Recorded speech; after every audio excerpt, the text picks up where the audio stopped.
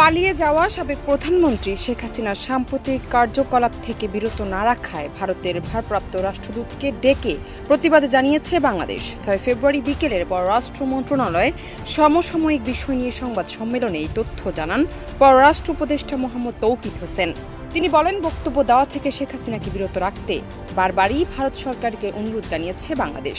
শেখ হাসিনাকে রেস্ট্রেন করার জন্য, যাতে করে তিনি এই ধরনের বক্তব্য বিবৃতি না দেন যেটা বাংলাদেশের বিপক্ষে যাচ্ছে। দিল্লি কি করে সেটি পর্যবেক্ষণ করছে ঢাকা।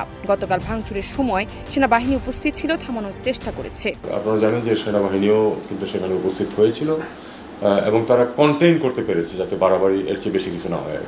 এক প্রশ্নের জবাবে পররাষ্ট্র উপদেষ্টা মোহাম্মদ তৌহিদ হোসেন বলেন, ভারতের ভারপ্রাপ্ত হাই কমিশনারের কাছে পররাষ্ট্র মন্ত্রণালয় একটি প্রতিবাদ লিপি হস্তান্তর করেছে। যদিও শেখ হাসিনাকে এই ধরনের কর্মকাণ্ড থেকে বিরত থাকলেও নয়াদিল্লির পক্ষ থেকে কোনো জবাব পায়নি ঢাকা। তিনি এই ধরনের বক্তব্য বিবৃতি না দেন যেটা বাংলাদেশের বিপক্ষে যাচ্ছে, আমরা এর কোনো জবাব পাইনি এখন। জান্নাত নিপু, দেশ রূপান্তর।